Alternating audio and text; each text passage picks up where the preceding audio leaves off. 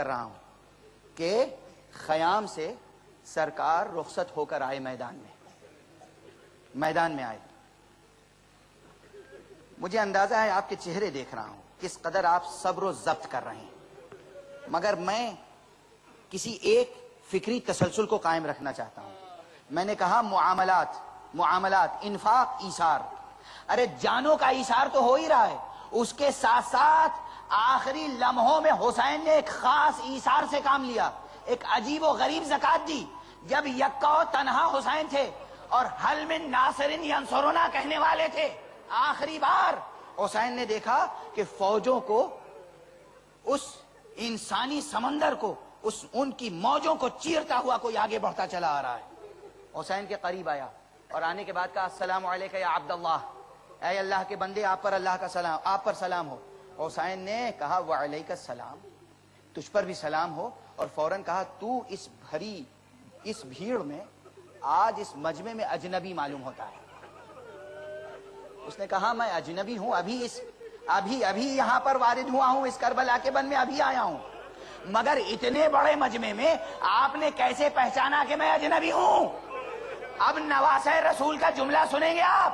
کہا میں نے اس لیے پہچانا کہ آج اس مجمع میں سے مجھے کوئی قابل سلام نہیں سمجھتا. اجرکم علی اللہ, اجرکم علی اللہ, مجھے کوئی قابل سلام نہیں سمجھتا. اس نے کہا کہ آپ خدا کے واسطے یہ تو بتائیں آپ ہیں کون؟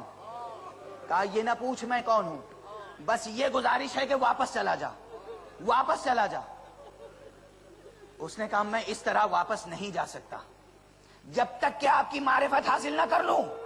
توجہ رہے, توجہ رہے. کہا کہ میں سفر تجارت پر گیا تھا اور سفر تجارت سے واپس آیا, گھر میں داخل ہوا, گھر میں صرف ایک بیٹی ہے میری.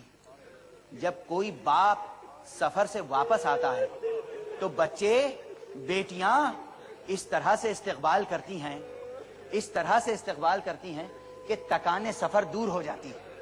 مگر میری بیٹی نے آج ایک عجیب انداز سے استقبال کیا. جیسے ہی میں گھر میں داخل ہوا, بیٹی نے پوچھا بابا آپ کربلا نہیں گئے؟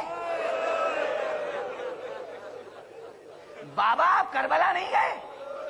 میں نے بیٹی سے پوچھا بیٹی ارے کربلا میں کیا ہے؟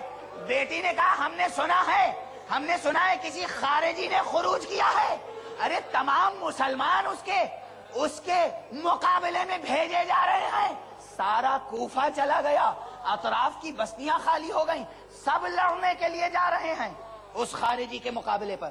کہا میں نے سامان سفر وہیں رکھا, تلوار لی اور کربلا آ گیا. لیکن یہاں دیکھتا ہوں تو آپ مجھے خارجی نظر نہیں آتے.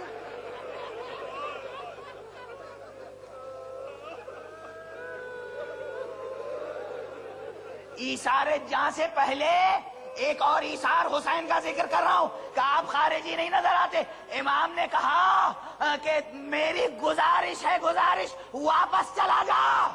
اور ایک بات کہہ دیتا ہوں کہ ابھی میں آواز استغاثہ بلند کروں گا, اتنی تیزی سے حدود سے نکل جا کہ میری آواز تیرے کانوں میں نہ جائے, ورنہ نصرت واجب ہو جائے گی.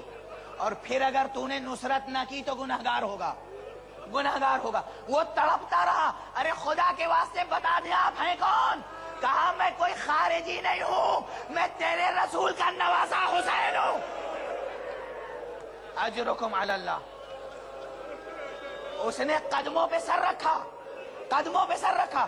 آقا اب واپس نہیں جا سکتا, اب واپس نہیں جا سکتا.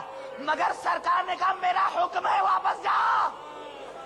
جب وہ واپس ہوا پلٹا, کہا ٹھہر, اپنی انگشت مبارک سے انگشتری اتاری اور کہا سنیے لیتا جا. اور تو بھول گیا جب سفر تجارت پر نکلا تھا تیری بیٹی نے فرمائش کی تھی میرے لیے انگشتری لیتے آئیے گا. بیٹی کو اب جا کے میری طرف سے انگشتری دے دینا اور کہنا وہ خارجی نہیں تھا, ارے وہ اللہ کے رسول کا نواسہ حسین تھا جو 3 دن کا بھوکا پیاسا کربلا میں شہید کر دیا گیا.